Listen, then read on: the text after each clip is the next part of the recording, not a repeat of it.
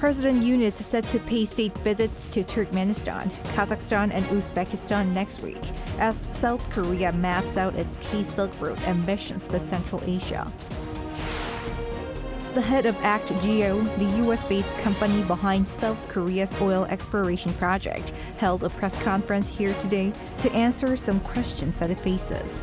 He said the East Sea Basin was highly prospective for oil and gas, citing the presence of all key elements. Professors at Seoul National University Hospital are set to suspend most medical services from later this month amid the prolonged dispute over medical reform. The Korea Medical Association is holding a vote until midnight, asking its members whether to go on strike. It's June 7th, 2024. This is Newscenter. Good evening. Thank you for joining us. I'm Yoon Jung-min. We begin with the president's upcoming state visits to 3 Central Asian countries next week with the aim of expanding the nation's diplomatic horizon. The top office released its strategy toward the region dubbed the K-Silk Road. Our presidential office correspondent Kim Do-yeon explains. South Korea has laid out a new strategy dubbed the K-Silk Road to expand its presence in Central Asia, a region with abundant critical minerals and a young population. The announcement came on Friday, just 3 days before President Yoon Sung-yeol leaves for his state visits to Turkmenistan, Kazakhstan, and Uzbekistan. The K-Silk Road initiative envisions to jointly endow Korea and Central Asia with freedom, peace, and prosperity. The initiative is summarized by the acronym ROAD. The R stands for cooperation and resources, such as energy sources and critical minerals. O stands for official development assistance with cooperation with the public sector. A stands for company to boost exchanges for the future generations and expanding networks for the descendants of Korean diaspora in Russia who were forced out to Central Asian countries. And D stands for drive. Ways to institutionalize cooperation between governments and businesses from both sides. The announcement comes amid the Yoon administration's efforts to expand the country's presence in the global arena. President Yoon just hosted the Korea-Africa Summit and last year hosted the Korea-Pacific Island Summit. In fact, it's looking to host a summit with the Central Asian countries next year as well. Central Asia, once the heart of the ancient Silk Road, is a strategic hub connecting Europe and Asia. Its strategic importance has increased amid the spread of global complex crises, such as the war in Ukraine and conflicts in the Middle East. A brief itinerary of Yoon's state visits to the region was also announced as he embarks on his first overseas trip of this year. Leaving on June 10th, the first stop is Turkmenistan. As he lands, the official state visit starts right away with an official welcoming and state dinner. He leaves for Kazakhstan the day after for a 3-day state visit.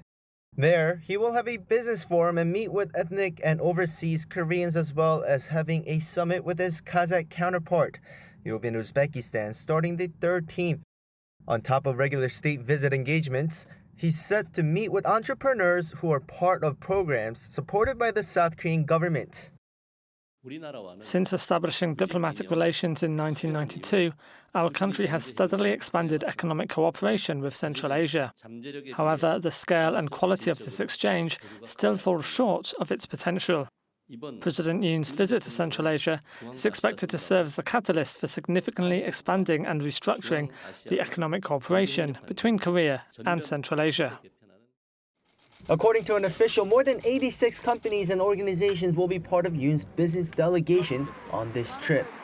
Kim Do-yeon, Arirang News. The founder of a US-based consulting firm in charge of South Korea's oil exploration project today held a press conference to answer some questions that it faces. He stated that the basin off the country's east coast held high potential for oil and gas, citing the presence of key elements. Our trade correspondent Moon Hae-ryun reports. During a press briefing on Friday, Vitor Abreu, the founder of and current advisor at ACT-Geo, explained that the firm was contracted by the state-run Korea National Oil Corporation last year, after discovering that a sink had 2 of the 4 elements needed for the presence of fossil fuels, one being sand to create a porous environment for oil to accumulate in a reservoir, and the second being mud to trap the oil, called a seal. The basin had 3 wells that had previously been drilled by KNOC in 2012, 2015 and 2021, 2 in cooperation with an independent Australian petroleum exploration company. Abreu said that in identifying why these 3 wells failed to procure results, ACT-Geo was able to identify the presence of all 4 elements in the basin. Because we have the wells, we actually prove the existence of the 4 main elements of the petroleum systems in this basin. He further explained that there were 7 prospects that could lead up to 14 billion barrels of natural gas and oil, and the estimated likelihood of successfully drilling in these locations was 20%. This means that for every 5 of these locations drilled, 1 of them is likely to yield results. According to Abreu, this possibility is higher than the average for similar frontier basins. And the only way to test that now is for drilling. The prospects are ready to drill. They show all the elements. There's still risk, but it's unsolvable risk at this point. So the only way to unrisk it is by drilling. And that's just for now, claiming that they could potentially find more drilling sites that could yield economic quantities of hydrocarbons.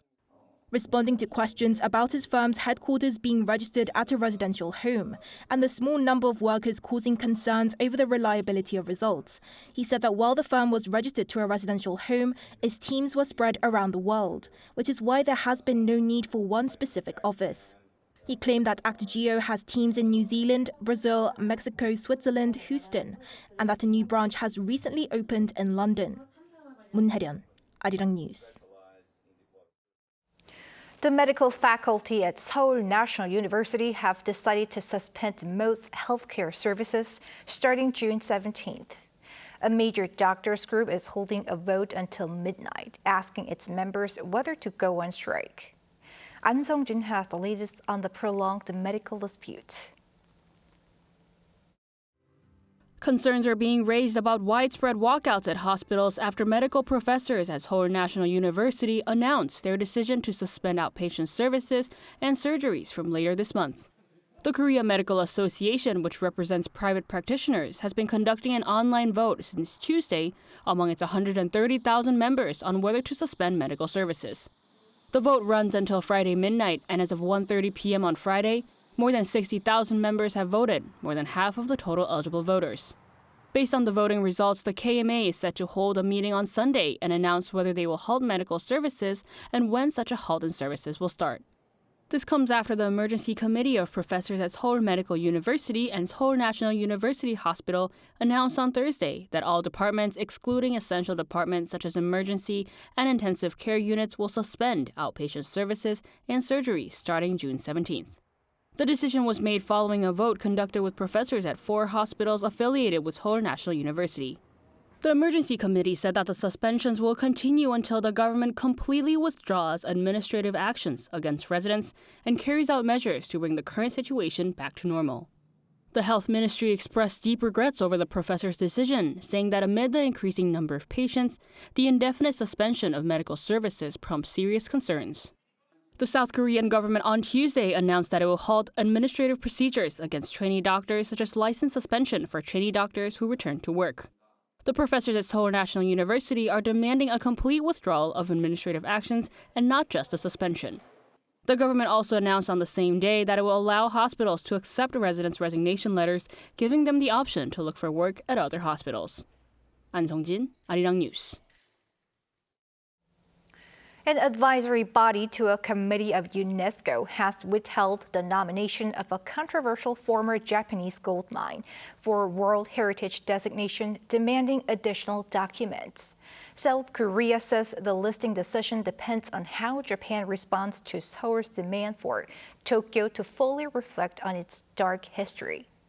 Our foreign affairs correspondent Yoon explains more.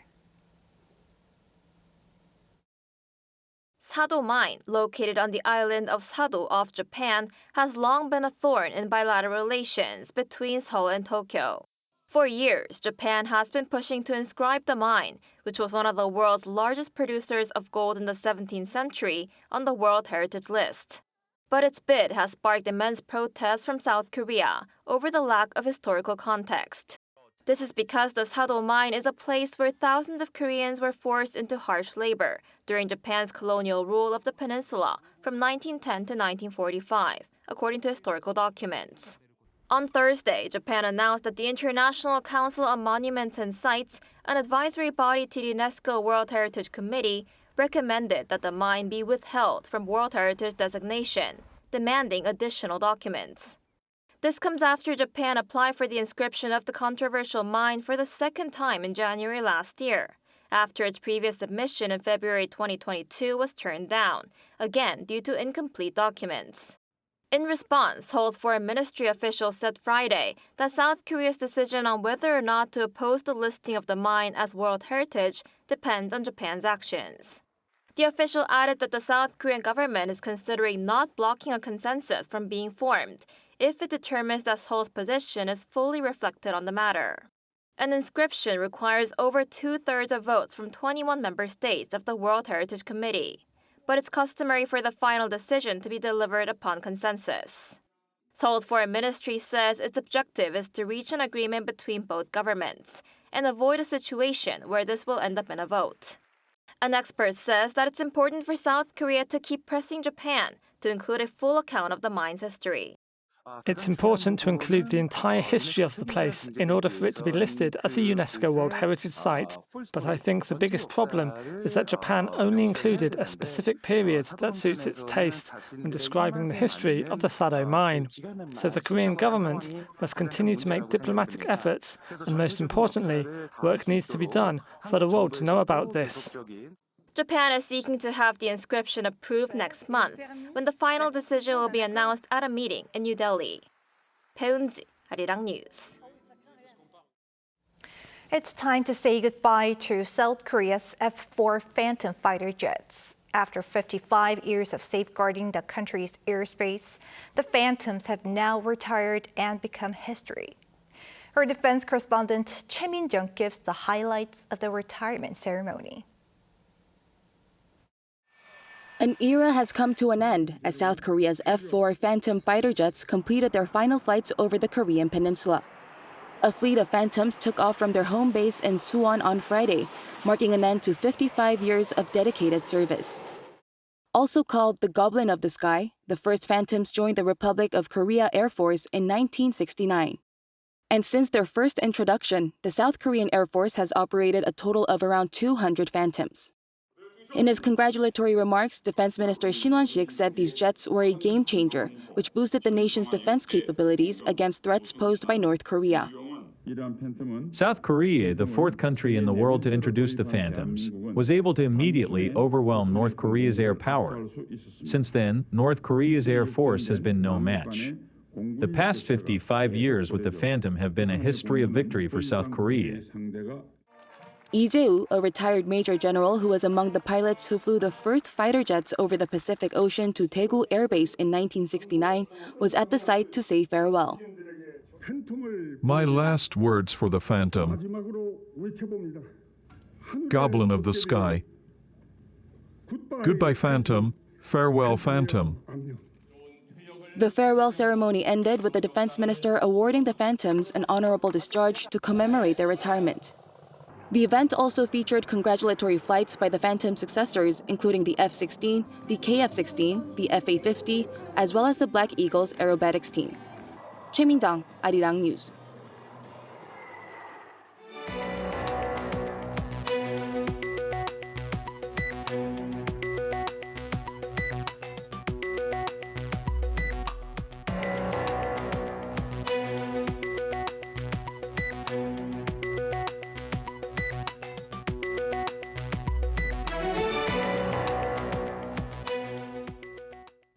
The European Central Bank has cut its interest rate for the first time in 5 years to 3.75%. The bank's president says there's a bumpy road ahead. Lee Sang-hyeok has the latest. On Thursday, the Frankfurt-based European Central Bank cut its key interest rate by a quarter point, taking the figure now to 3.75%. This marks the bank's first such interest rate cut in 5 years. ECB President Christine Lagarde said that inflation had eased enough for the central bank to start lowering rates, but didn't refer to any indication of future rate cuts, and added that there is a bumpy road ahead.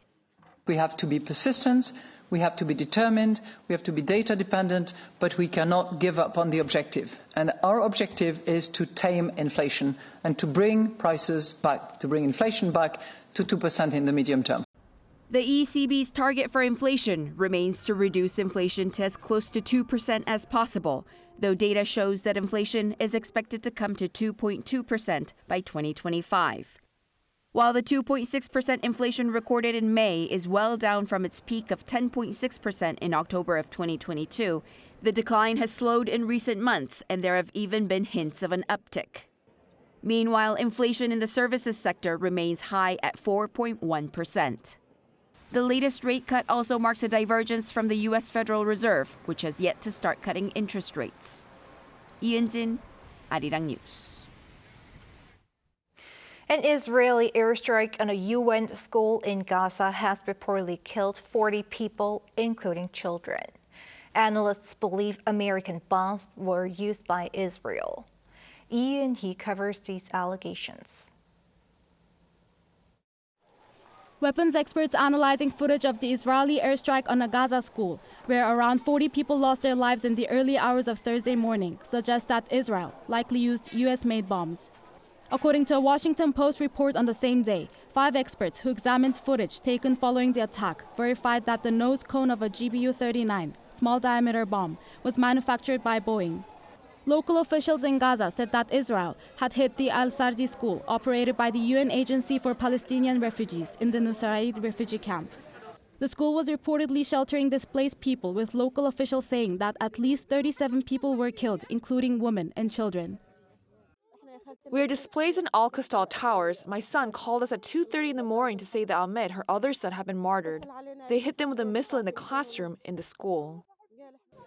Israeli forces are saying that the attack was precisely conducted to target at least 30 Hamas militants inside the school.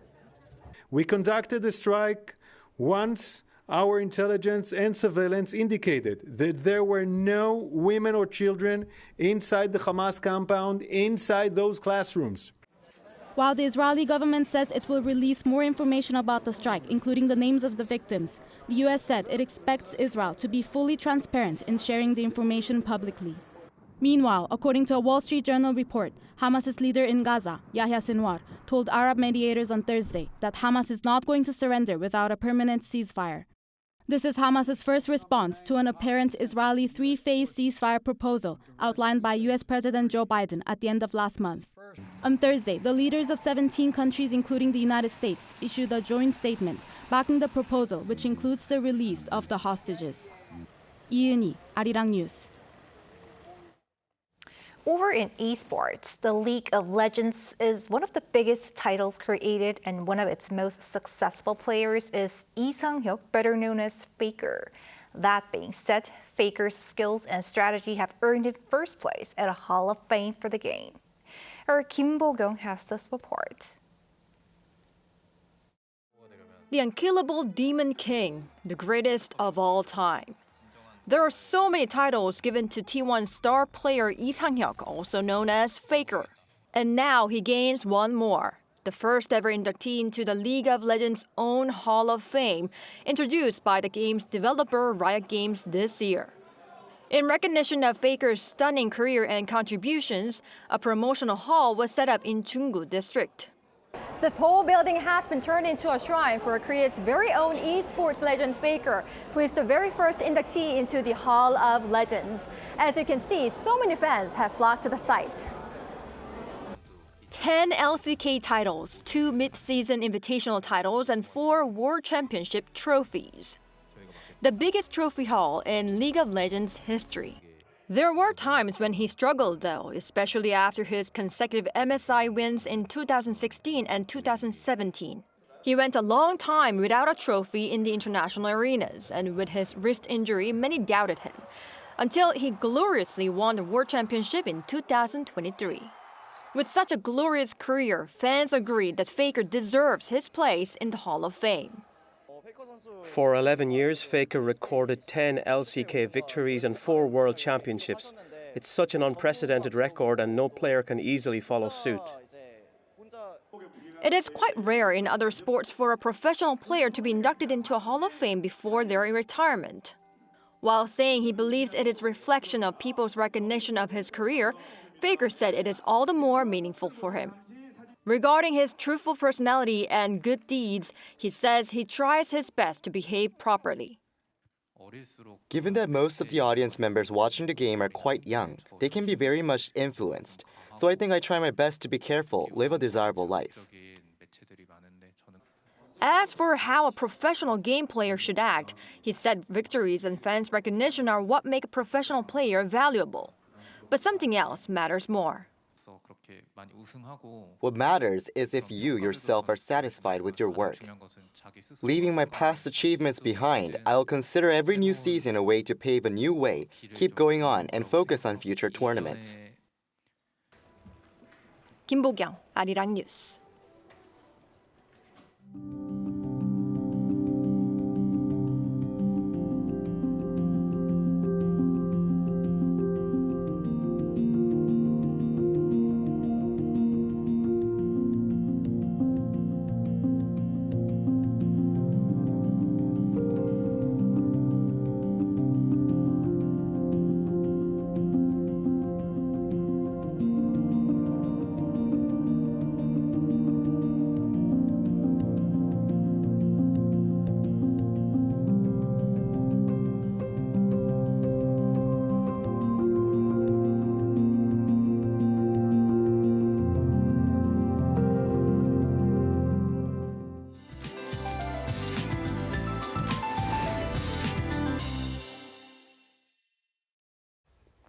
Starting along the west coast tonight, rain will spread all over the country tomorrow morning. The rain will cool down the summer heat. Until tomorrow, a lot of rain, up to 80 millimeters or more, will be concentrated in the mountainous areas of Jeju Island, and up to 60 millimeters will fall on the south coast. In central regions such as Seoul, it will start raining gradually from the afternoon. Most of the rain will die down at night in other parts of the country. Due to the nationwide rain, there will be some respite from the daytime heat tomorrow. In most areas, it will stay around 25 degrees in the middle of the day. There will be places on the south coast and Jeju Island where rain will continue until dawn on Sunday. After the rain stops, the summer heat will continue again. Tomorrow morning, Seoul, Daejeon, Gwangju, and Daegu will start off at 18 degrees Celsius. It will move up to 25 in Seoul and Daegu, Gyeongju 27 degrees. It will continue to be hot next week after the rain goes by. That's all for Korea. Here are the weather conditions around the world.